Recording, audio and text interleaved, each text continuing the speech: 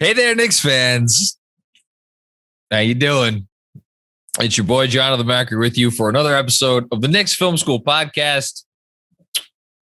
Oh, what a time to be alive. What a time. What a time. We are coming at you on a Monday, the undefeated Knicks in games that totally matter and will certainly, equal a 62-20 regular season. I mean, what more can you ask for?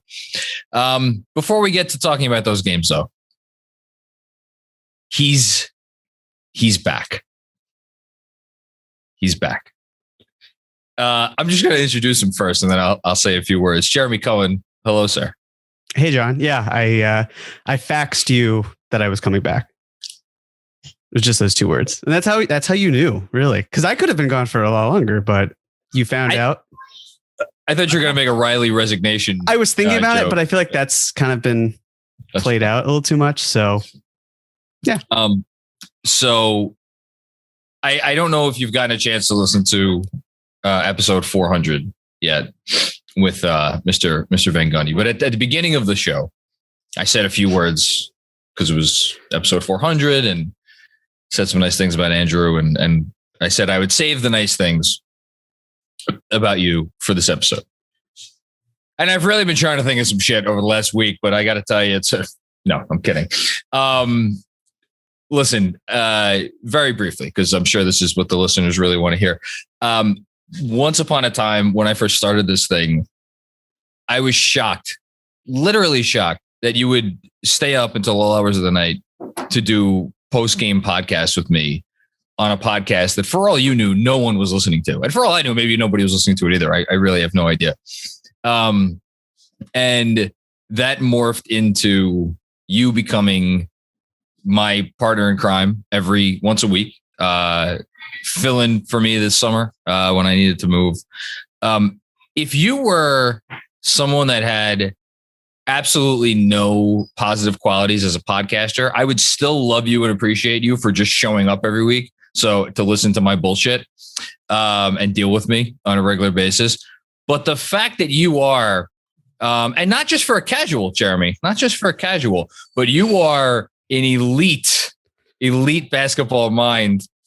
And you actually, and in all seriousness, you push me and my thinking and my takes and everything, and you hold me accountable more than anybody else could. I just want to say, thank you. I know you haven't been, for like every one of the 400, but for all intents and purposes, in my mind, you are a part of every one of those 400 episodes. So just want to say thank you. And you're awesome. And I hope you had a nice vacation and that you missed us.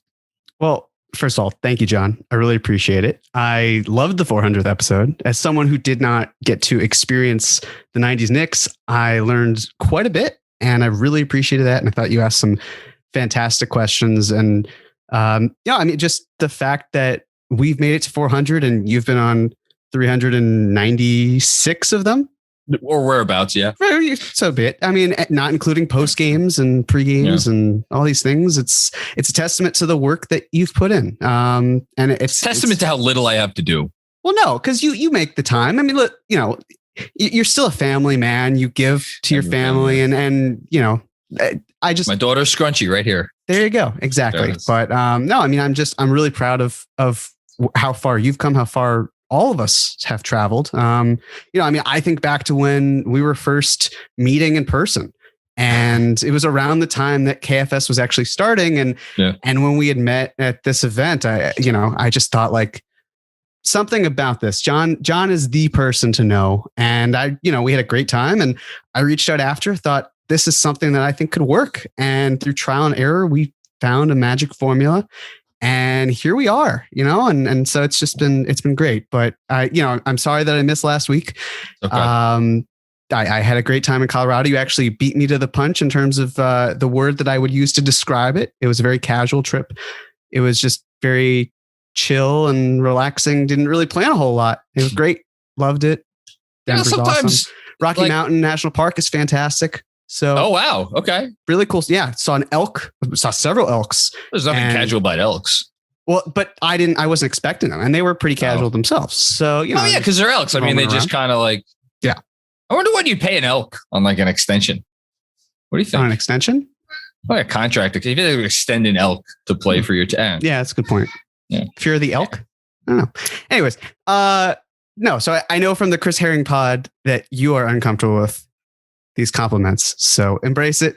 Since people aren't often going to be able to tell you on air the work that you're doing, I can hold you accountable, but I can also brag for you. And you've done a remarkable job. And I'm very enough happy. of this. No. I took it. You can take it. Anyways, there's really not much more. But I'm excited to get back to Knicks basketball. We've got a great season ahead of us. And here's to another 400 and then some.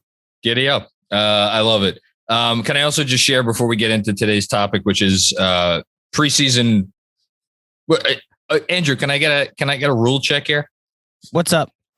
We're doing preseason overreactions and underreactions, or just overreactions? It's two good, two bad. Like list overreactions, and then you guys will both say whether this is a good overreaction, like you believe in this overreaction, and then an overreaction. This is we're gonna play off of your partner, where you'll say one, and Jeremy will be like, "I agree, that's a good overreaction."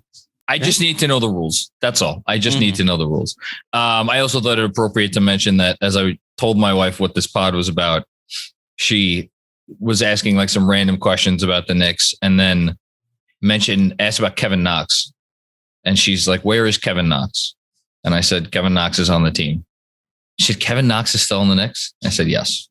I don't know what that has to do with anything, but Jeremy, you've been gone. Do you want to go first, or do you want to toss it to me? No, I'll go first. That's fine. Okay. So I guess the first overreaction, in this case, I'm going to say, so Jericho Sims, right? I love him. You love him. We all love him. Everybody loves Jericho. There seems to be this idea that I have seen online, of how the Knicks need to find minutes for Jericho Sims based on the fact that he is cleaning up on the glass, that he is an offensive presence, that he's actually expanding his game a bit more, and he's, working in pick and roll. There are a lot of nice things we're seeing. Yep. And I look at the team and how, when healthy, I mean, of course, that is a question mark because Mitchell Robinson is out. Nerlens Noel has some lingering knee issues, and Taj Gibson is old. And then you have Jericho Sims. And from a basketball standpoint, he's old. From a human standpoint, he's still got many years ahead of him. But he's not old from any standpoint. But continue. All right, fair enough. The idea that Jericho Sims needs to be prioritized when, if I'm being candid, his defense stinks in a lot of ways. It needs improvement, and I just think that it's very easy for us to get ahead of ourselves. And I really don't think he needs to be prioritized at the big league level really at all this year. It's great if he fills in for games, especially if the Knicks are down one or two centers. Absolutely. Play him, give him time, totally understand. But, he shouldn't be prioritized because of the fact that there are other players who are better than him who still need the time. I also don't think it makes Mitchell Robinson expendable. Like, Mitchell Robinson's not going to lose his job because of Jericho Sims. You can make an argument for Nerlens Noel down the line, especially if Nerlens Noel is included or something later on. But you could make that argument. I can't make that argument now. I can't do it right now. It would be pointless. So I want to see Jericho Sims succeed, but I think it would be smarter to do it with the Westchester team and then have him expand, learn from the coaching staff, both here and in Westchester, since the teams, I know that the Westchester Knicks aren't playing in Westchester this year, but they're still practicing with the Knicks, the big league club, right?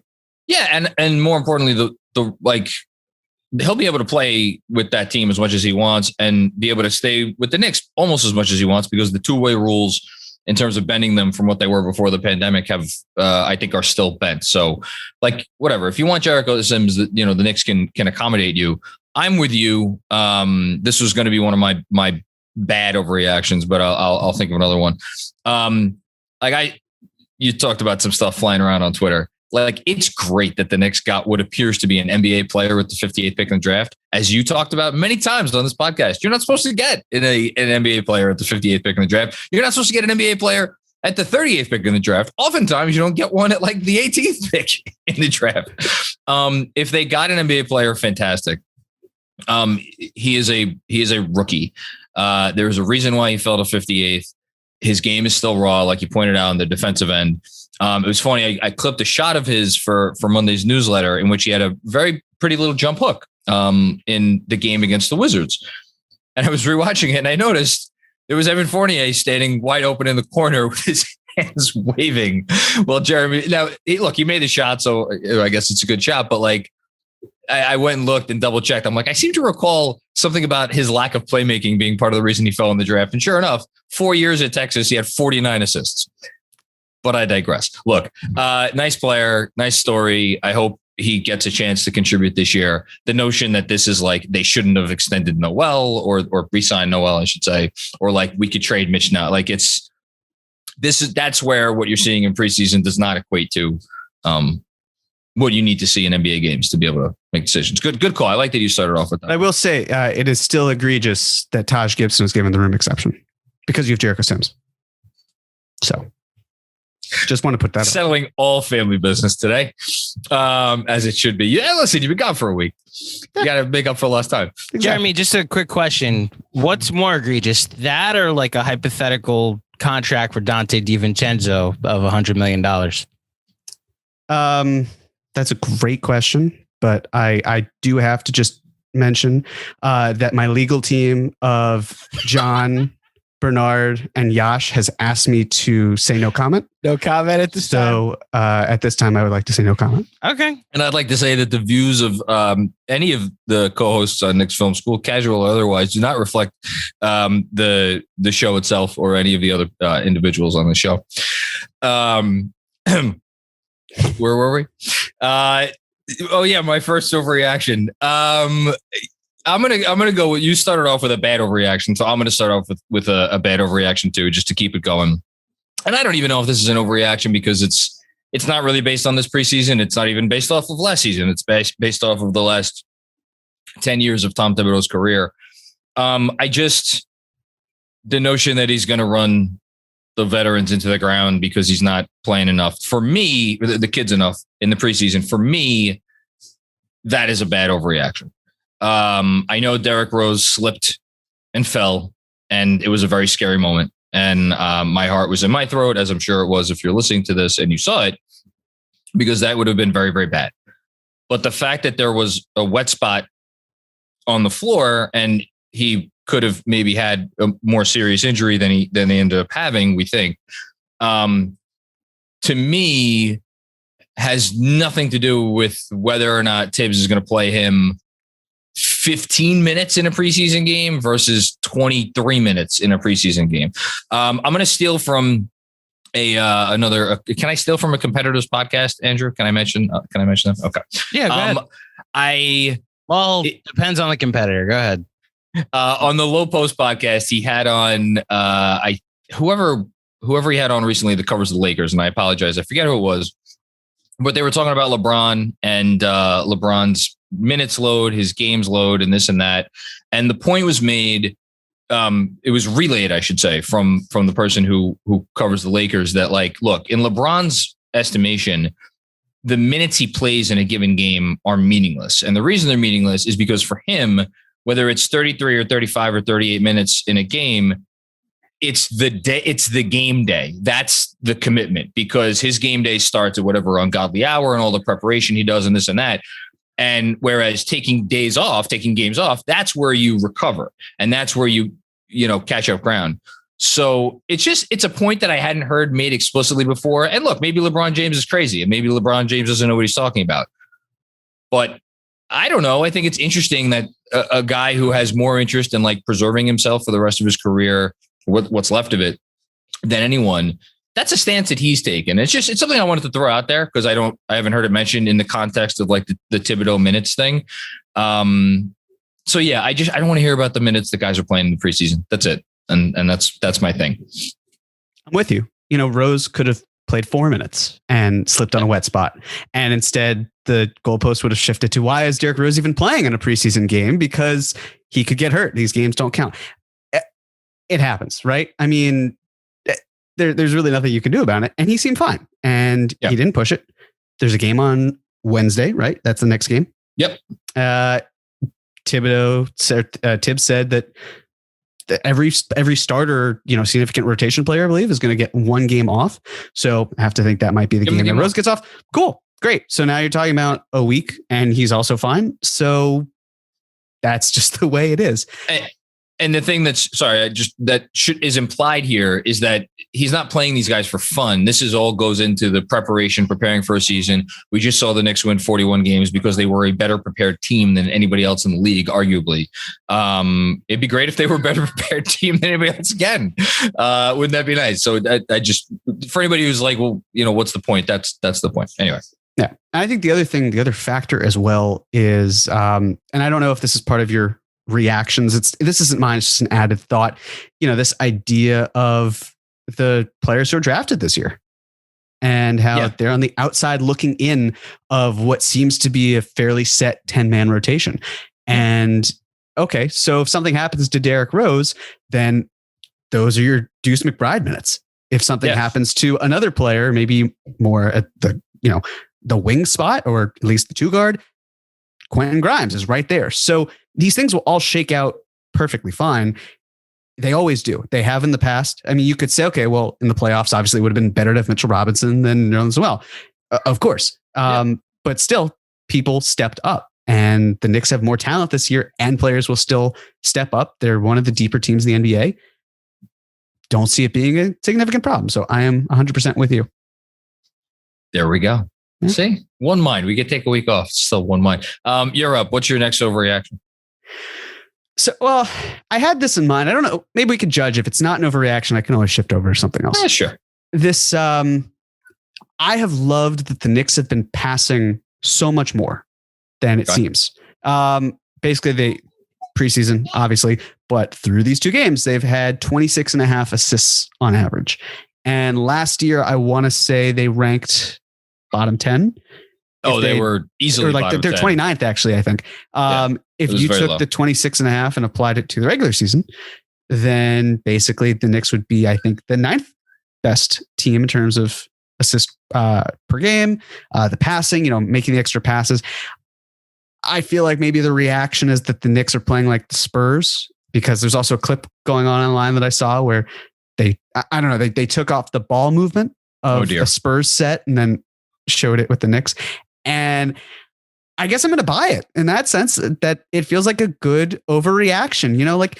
Think about the amount of passing, especially that Obi 3 that he made. I want to say it was the top of the key, where every pass seemed like that extra pass. And how often? That was the best possession of the game. Yeah. Of course, but it wasn't just that, because we've seen it repeatedly, especially where even in the first game, the first quarter, even where the Knicks were consistently getting players open looks in the corners. And the fact that the Knicks had so many players on the court at one point with that Obi shot, and any one of them could have taken it, and I would have trusted them to make it, but they gave it to the guy who I think I probably felt the least comfortable taking the shot, and I still didn't feel uncomfortable with it, and he hit it. And so I just think it's going to get better and better, because you could talk about at the 5 where they're not playmakers, right? We just talked about Jericho Sims, 49 assists in 4 years. Mitchell Robinson, he's very much a play finisher. Nerlens Noel, same thing. Taj, of course, is different. He can really pass the ball. I mean, especially in comparison with those. Yes, I was about to say, in comparison, we're not talking about Nikola Jokic out there, but he can make the play on the short roll. Yeah, right. So when you consider all of that and how they're only going to keep building chemistry and even just creating plays, like when Evan Fournier in the first quarter of that first game, because admittedly most of the action I saw was that, because I was on vacation, saw the second game in its full amount, but in that first quarter, when Fournier went to the line a few times, really drew contact, and I was just thinking about how he's at least opening up opportunities, right? Even though he got to the line, even though he had success, he was able to do so much more that he could have made that extra pass, but it worked out. And I just feel like that wouldn't have happened with last year's team in the backcourt. And as a result, I think it's pretty great that the instinct is, okay, is this the best shot I can take? Maybe it is, but is someone else, do they have a better shot that they can take? Yes, pass. That's great. So I think that the amount of passes that they're going to have on average per game is going to increase. Same with the assists. And I buy the points. I mean, they scored 125. No, that was the Pacers score. 125 against the Pacers and 117 against the Wizards. Their offensive rating is pretty great right now. But I think you nailed it when because what you're really talking, forget about the assist number matters. Don't get me wrong. And making whatever they made 24 threes certainly matters a lot. But you know a good NBA offense when you see it. And like watching this offense right now, and again, this is not to disparage last year's team. Last year's team was a team that we will all love for the rest of our lives for what they were able to accomplish and overcome with expectations and what have you. But rarely, I won't say never, rarely do we watch that team and feel like, oh, this is a top 10 offense. Clearly what they're doing, it's like, no, they figured out ways because that's what they had to do. And this will lead to my good overreaction. And I don't know that I've seen this. I would assume somebody has said this somewhere, but if not, I'm going to say it. They made the single best upgrade at any position of any team in the NBA this offseason. And I'm not sure it's close. Who were the biggest free agent signings? Biggest money free agent signings were Kyle Lowry, DeMar DeRozan. I'm forgetting. Lonzo was close, right? In terms of guys who switch teams. Like Kyle Lowry is really good. Is he a ton better than Goran Dragic? I don't know. Maybe, probably. DeMar DeRozan, he could do a lot of things, but there's some things that he can't do, and we'll see how that works out. And obviously, the Bulls are been killing it in the preseason. But and to be clear, Kemba has he had a very nice game one. He was only 2 for 7 in game 2. He was 2 for 6 from downtown. But just having a guy there who opens that extra door, and it's a door that pretty much every other team in the NBA has a point guard that can open, where you at least have to guard the guy. There are a few exceptions, but the exceptions are players who could do other things really well. And they had a guy who couldn't do anything well for all intents and purposes, and they went to this. I think that is what has opened up the passing that you're talking about. I think that's what's opened up the fact that the ball movement now is not ball movement into oblivion. It's ball movement that goes somewhere, because there are no hiding spots with this offense right now. And we'll see if it continues in terms of the health. But if this rotation stays the way it is, I don't know. I'll save the other overreaction for a minute from now. But I think it is just the biggest upgrade that any team has made. So there. Yeah. I was curious, and it's preseason, so it doesn't count anyway, but Kemba's pull-up 3. No. If that were a regular season attempt and basket, he would have had the same amount of pull-up 3s as Elfrid Payton did all of last year. That sounds about right. Yeah. Yeah, it does, doesn't it? So, God, Elf, I hope you're doing great in the Valley of the Sun. Man. Yeah. I was under the impression we were only doing 2 in general, but I can pull something out if you want. Is that cool? Oh no, I got more. You got it. Okay, cool. Let's keep it going. All right. Let's talk about Obi, shall we? So tread lightly. I will tread lightly, but I will say this. I really enjoyed your preseason or your predictions of this upcoming season. I thought all 5 of them, they were very sound fundamentally. There's clear logic behind them. The one that I felt like, I don't know, John, I don't know about that, was the Obi one. I think he's going to pop 100%. I don't think it'll be in as many minutes. And I'm going to keep putting my foot down about the Randall Obi tandem as well, because of the lack of rim protection. And because Tibbs has said so many times that at this point, if he were to do it, I would just honestly be shocked. But I think that, he went scoreless in the first half and then scored 13 points. What I found was hilarious was that Mark Berman tweeted how Knox has 11 points or 12 points. And then, and Obi had 0 in the first half. And then after that tweet, Obi scored 13 points. Did he tweet? I didn't see that he tweeted. And Knox didn't score a single one. He did. So thank you, Mark, for, I guess, kind of balancing the world again. I'll save my reaction for after you fit. Okay, keep going. No, it's just, I think that he will expand his game in several ways. But as I've said before, with having Randall on this team, I don't think you're going to see a huge sacrifice in minutes he's going to have. And I don't see them playing significant minutes together. And I just think that there is a roadblock for Obi. And I think that he will improve on his numbers. He looks better.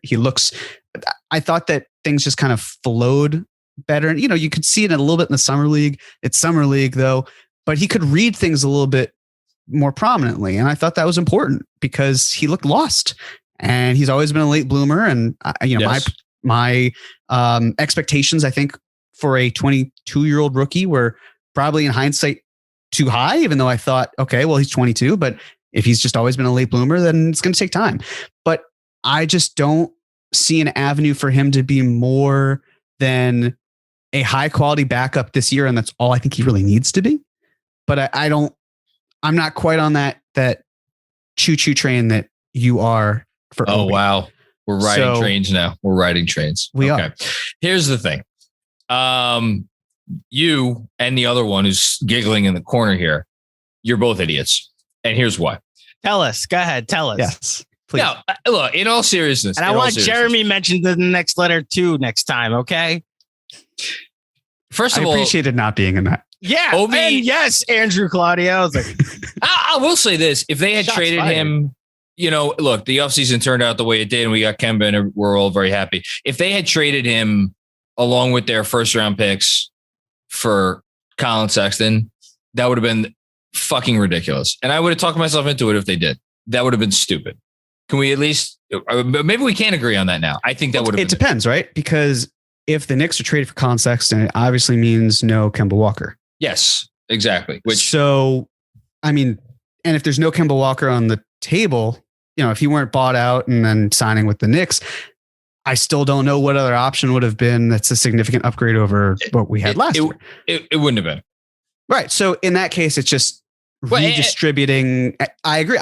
It's not. We'd be sitting all season wondering whether or not they're going to have to give Colin Sexton the max in a year. Andrew, you look perplexed. No, just there's a question for Jeremy. Wouldn't it mean no Fournier, or the way the cap works?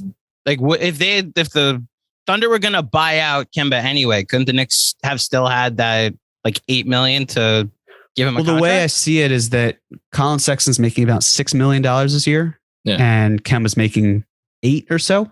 So if there's any player that you're probably going to have, it would be swapping Kemba and Colin Sexton because they're more aligned positionally and financially, and you still could have gone out and Sexton paid Evan Fournier. Would be your point guard rather than. Okay, I see what you're doing. There was zero chance that Tibbs was going to start Colin Sexton as his 2 guard. That was never going to happen. Okay. Anyway, look, Obi did not have an amazing game. He had 4 fouls he picked up his 4th foul in like the first minute of the second half. Couple of, I didn't mind the fouls myself. There was maybe 1 or 2 that you could ding him for. As was pointed out to me, I want to say maybe in the post game live, a few of them were maybe covering up for some other defensive issues. If I'm misattributing that, I apologize to whoever did say that to me. It was a good point. In any case, he looked the part on defense. And when I say he looked the part, I just want to be very clear. He looked the part of a guy who can play NBA defense. He knows what he's doing. He knows where to be. He knows where to go. The reaction time, I kind of like how he just moves around out there. Putting aside the fact that he had 2 blocks, one of which was he blocked it right back to Trez, and Trez put it right back up and in. But the other one was a change of possession. It was a really meaningful one. And I thought the timing on it, the positioning on it, the defense that he played, because he had to hedge out to his guy on the 3-pointer, or behind the 3-point line.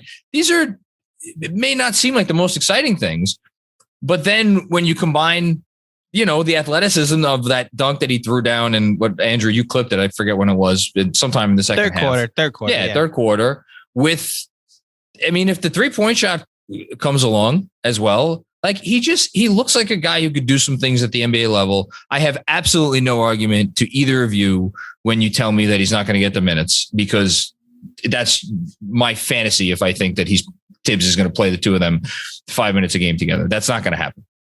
That said, there were 12 or 13 players in the NBA last season who played every game, right? So, or whereabouts. RJ Barrett was one of them. Julius Randle missed 1 game.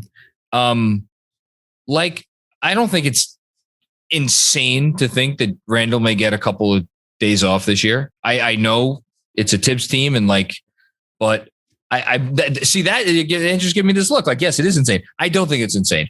As an aside, injuries happen, and look, even if he averaged 10 minutes a game last season, 10, 11 minutes a game.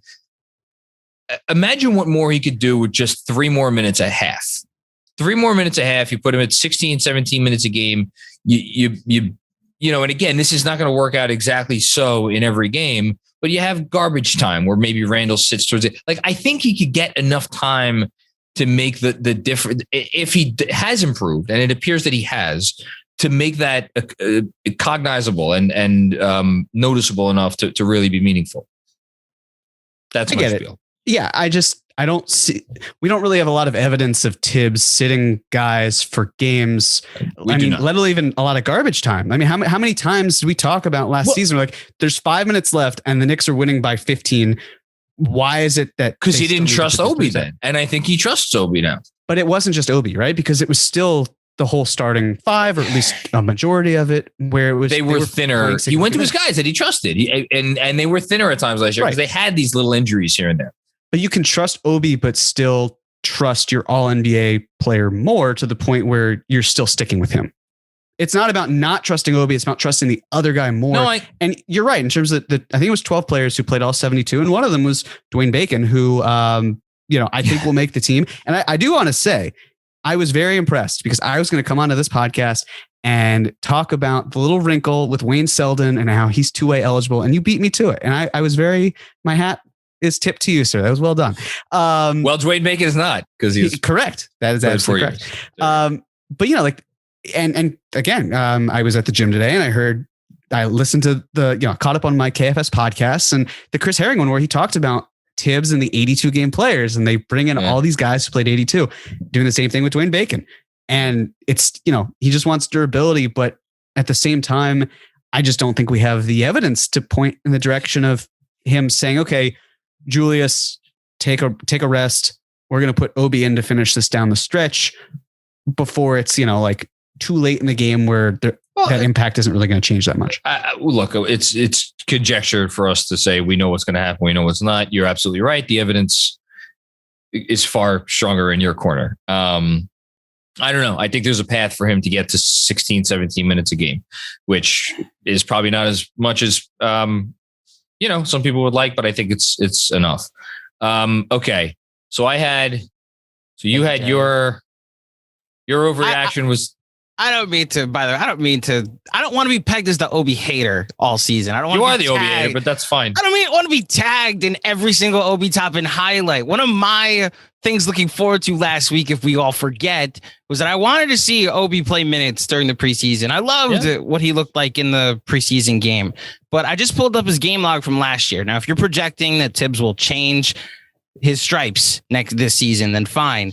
But there were only 11 times where Obi played more than 15 minutes. And in 10 of them, the games were decided by 15 points or more. So most of those minutes. Yeah, but those games will happen again. What I think is going to change, and which we saw a lot of last season, where you look up at the game and you have it right in front of you. Mm-hmm. I'm guessing there were a lot of like 7 minutes, 52 seconds, 6 minutes. And the thing that 58. Stood out the most was I went and looked at the win streak and to see what the minutes looked like. Yeah, that was coincided when.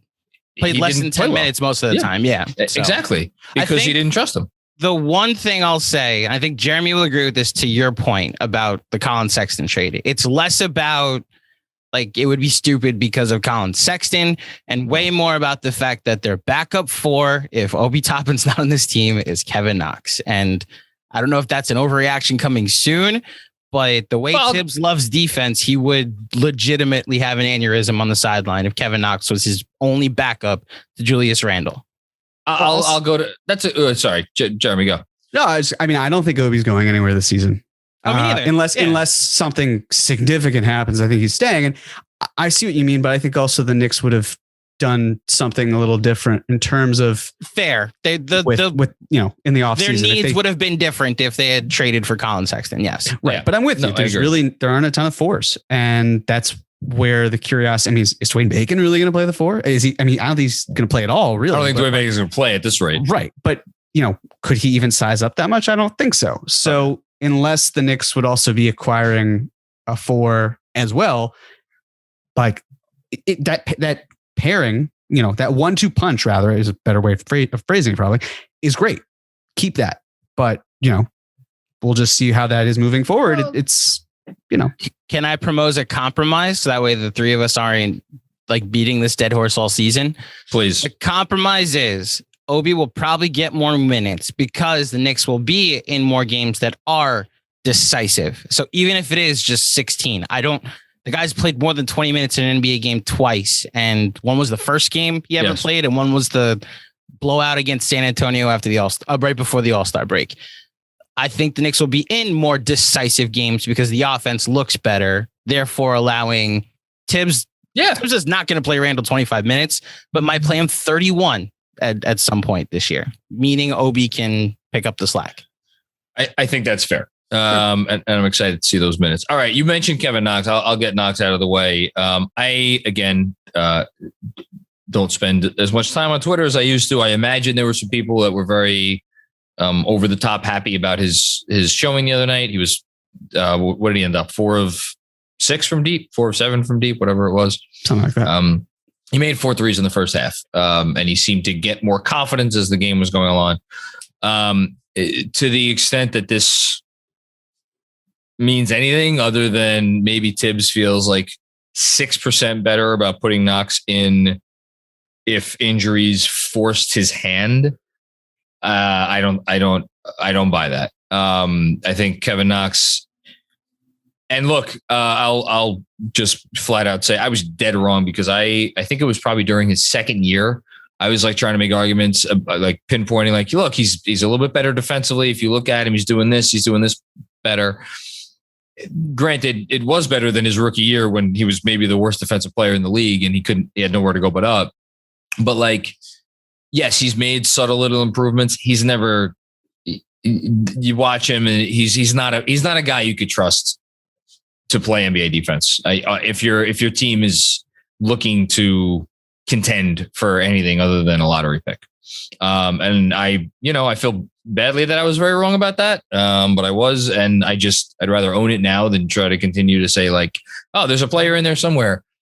I don't know. I think it might be a physical thing. Many people have mentioned he just doesn't have the foot speed. I don't think that's wrong. But if like, man, if anybody calls them up and was like, hey, we'll give you, what's I'm sure someone on here is familiar with the Seinfeld episode with the free coffee. Life. Yeah. We're prepared to offer you a lifetime of free coffee and we'll take it. Yeah. Yep. So Leon Rose it doesn't matter what the phone call is. If anybody offers anything for Kevin Knox, you should take it happily. So I agree, but I want to ask this. I know it's the possibility of it happening is so slim, but I want to pitch it because it's a podcast and I was thinking about writing it. And I think it's the type of thing where it's actually better spoken than it is written because it could just be taken the opposite direction. So I'm with you. I mean, I'm glad that you have recognized more deeply about Knox and the inabilities and all these things. And the threes are nice, but it's every other part of the game that needs assistance and he's not going to get the time. So, the easy decision would be to trade him. And again, in your newsletter, you talked about how it's tough to do that right now because there are restrictions.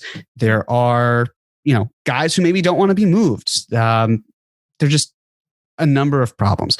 So here's my cockamamie idea. Oh, goodness. What if you're the Knicks, what if you break the Charlie Ward curse and you sign Kevin Knox? Hold on. You sign Kevin Knox to a contract similar to that of like what Dante Exum got, right? So it's like you could do the first year of that. 3 years, $30 million? No, I'm not saying that number. Okay. Okay. In my head, it was like you give him $5 million a year and you make the second year and the third year non-guaranteed. So, or, you basically do it in a way that you have this amount of team control and you can just cut him. The reason I'm saying that is because, and this will be a problem moving forward, The one thing I know you talked about Vildoza the last episode. He's old news. No. Agreed. I know sort of thing with this. It's the contract. You're a Looney Tune, but I know I am. But you can't tell me I'm wrong here, other than the fact that it's crazy. If you extend Kevin Knox for just one more season, that's guaranteed. Just one, right? I mean, you sign him to a multi-year deal, but you only have the 1 year.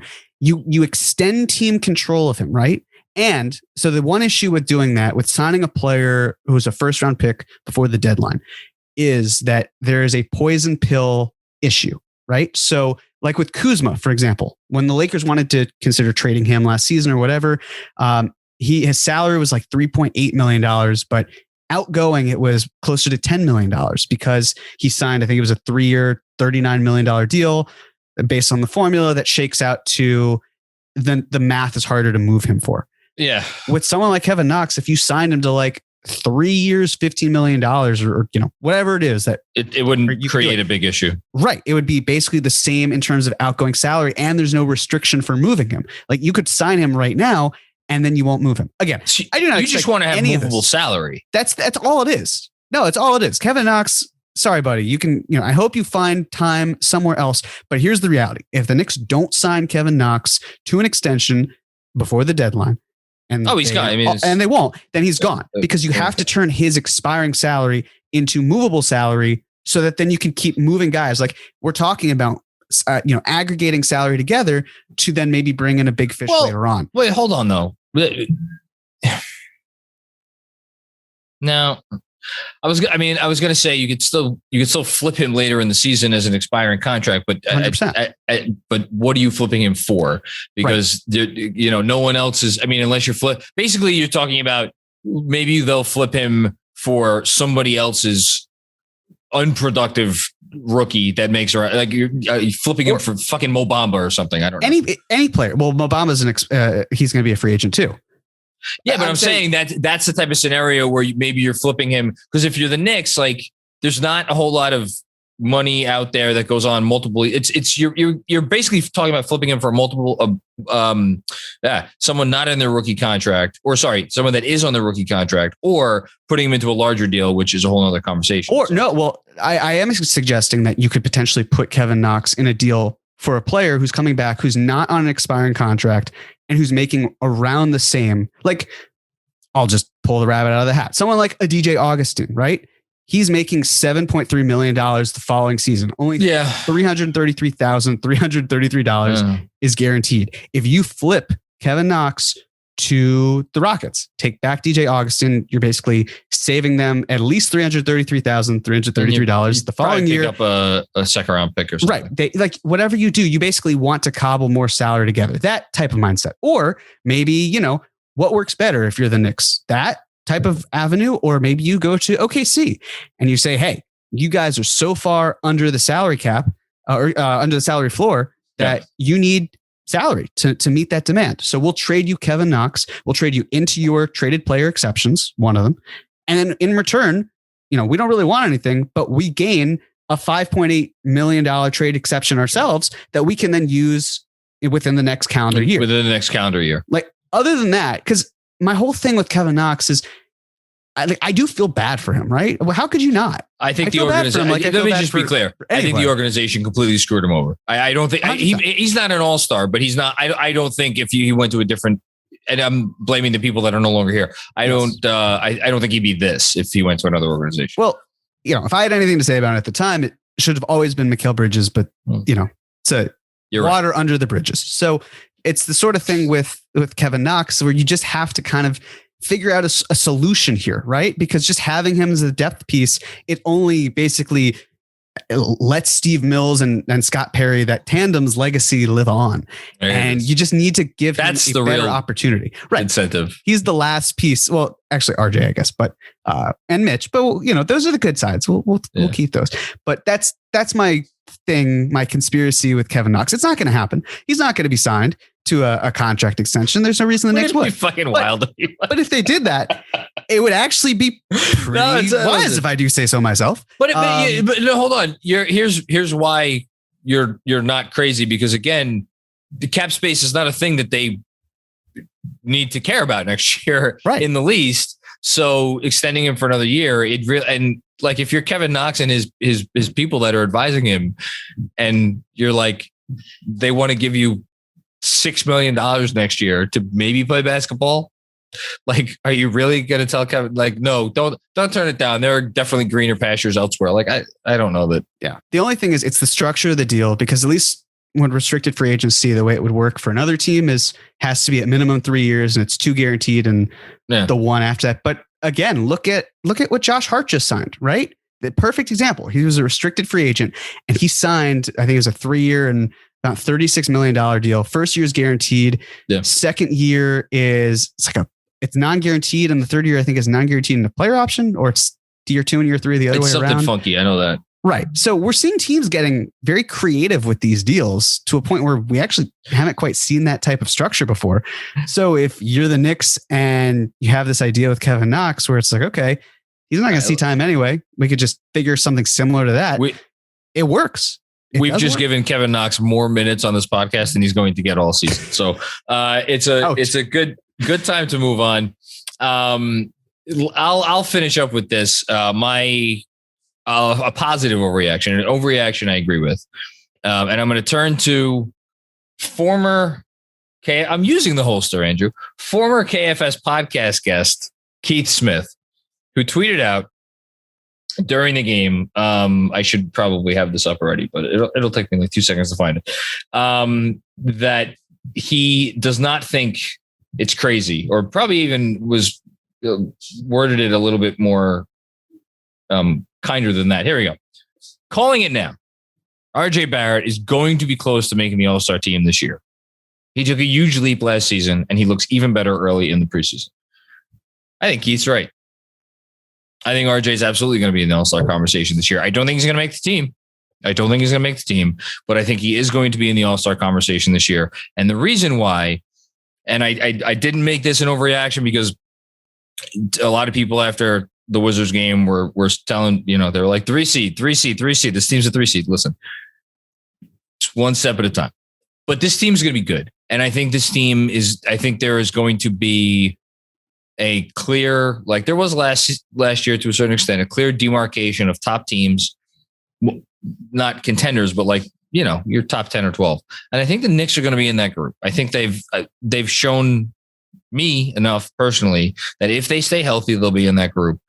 And I think RJ is going to be viewed as the second best player on the team. So if you're a really good NBA team and like you're the second best guy on the team, like you're going to be in the All-Star conversation, and you should be, because I think he's going to be contributing to a lot of what happens here that goes right. His 3-ball looks so good right now. Some other stuff he could work on, but I love that he's trying to work on that stuff during the preseason. So, despite what some may say, I'm very high on RJ Barrett. Yeah, I agree with you. I think it's pretty impressive where I agree he should be pretty much the second option. There are going to be some nights where the second best player is going to be the fourth option. And that's also a testament to how much firepower this offense is going to have, especially in the starting lineup. So I definitely think most improved player, that's high, somewhere he will be. It's still just crazy to me how when we see if he's in the All-Star conversation, you have to think he's at least in the MIP short list, right? Yeah. That again, as we saw last year, that becomes so narrative based, but yes, I think he'll be in the conversation. Right. So I don't know. I'm very optimistic, and the fact that he's not hesitant at all in his shot making or shot attempts. I think last night he was 3 of 8 from the field, and he was 3 of 7 from 3. So, he's got to finish a little bit more, drawing contact and getting to the line, and that will come with time. But again, like his catch and shoot is getting better and better. And it's such a shame that people have this first impression and then it doesn't change, of course, unless it's another team with any other player that's not RJ Barrett on the Knicks. Because again, we have seen time and time again stories of how bad RJ was under Fizdale. And like Drew Hanlon, I believe, talked about how they changed the work that he had done and affected his shot. Smith. So, Keith Smart. Excuse me. No, we love Keith Smith in this house. We love Keith Smith. Keith Smart. We do not like Keith Smart. Good catch, Jeremy. Yeah, friend of the pod, Keith Smith. There you go. Good friend of the I pod. just quoted him. I know. Saved the NBA bubble. Yes. Yeah, Exactly. So, I think there's certainly optimism in that front, but it's exciting, man. And I also feel like I don't know, maybe should RJ's new nickname be like the vaccine or something because of how he was able to stop Bradley Beal? I don't know. Like there's something that you could have, some work you could do there that makes sense. Let's call him Fauci. That's RJ's new nickname. Fauci. We can do that. Fauci. I think that's a good one. The doctor. Yeah. This you make a comment on? So much for no comment. Hey, that was a totally separate situation. My legal team said this was fine. My 1/3 of my legal team was talking. I have to meet your lawyers. Yeah, okay, stand up, walk to a mirror, and then pull out your phone and text your other two friends. Yeah, I have a podcast with my lawyer tomorrow. All right, we good? We good. Well, anything we got to plug before we go? Our football teams aren't good. It's true. Yeah. Can I ask an honest question? Is Kenny Golladay dead? Is Kenny Golladay dead? What happened to Kenny Golladay? I don't know, but I started him today, and let me just update. He got hurt. He got hurt. Yeah. Oh, he got hurt. Okay, great. So I'm just wondering why he got me 0 points, and that's unfortunate because I could have started somebody else who got me many more points. But you also kind of spoke Daniel Jones's injury into existence. But that was not my fault. Daniel Jones, that looks scary. That was the part of watching football that I don't like when I'm reminded, oh, that's right, this sport is dangerous. Mm-hmm. Thankfully your team lost in the afternoon like a normal football team. It didn't make you wake up at 8 a.m. to lose in a different country. It's really too bad. Damn that football team. Thankfully, we're doing Halloween for final review this week. So I was watching the original Halloween and like the Jets were on my phone. And then every time I kept looking over, it's like up, down by 7, up, down by 10, down by 7. Which was scarier? Honestly, the game in London potentially, because I don't find the original Halloween that scary. I find it thought provoking. Yeah. I can't wait to listen to this episode, brother. It's the only good one, to be honest. The rest are just, let's see what Freddy or the Secret of the Witch can do, Not Freddy, Michael. Yeah, I don't remember any of the other. I've seen a couple other Halloweens. I don't really remember them other than the Busta Rhymes one, which was phenomenal. You want to hear something crazy? There's 11 of them, John. I believe it. The one coming out on Friday is their 12th. This franchise, because we're doing a category best Halloween movie. It's like, do we want to narrow it like Bond to a sole franchise? And Oz is like, there's like a dozen of them. It's like, oh my God, there are 12 of these movies. I never want to hear somebody get mad that they keep making Fast and Furiouses again. Neither of these are franchises. Neither of those are franchises I care much about. Yeah, there should actually be a crossover between the two. I'd like to see that. Listen, they crossed over Freddie and Freddie and Jason. Freddie and Jason. Yeah. Do anything. All right. I got one thing to plug. Yes, just one thing. And that is we might have 2 tickets available for our upcoming game, for the KFS game. So if you're interested, it's not too late. Just email us at knicksfilmschool@gmail.com and we can make something happen. So yeah. Boom. Giddy up. Yeah. All right. There you go. And on that note, thank you everybody for listening to another episode of the Knicks Film School Podcast. Don't forget, if you enjoy the show, feel free to drop us a review, give us a rating, subscribe if you have not already done so. Don't forget, of course, Patreon is available for anybody who would like to listen to bonus episodes of the Knicks Film School Podcast. We do one a week, which you could get in almost all of the Patreon tiers. And we got some really fun stuff coming up for that, including me talking about my top 75 players of all time. My God, what am I going to do? I don't know, because Andrew thinks I finalized my list, but I haven't. We're recording that tomorrow. Listen, man, it is up to you if you want to finalize it or not. We're going to record whether you're finalized or not. It'll be finalized by then. Anyway, so check out Patreon. And as always, thanks for listening to the show. And we'll be back with you with another episode before you know it.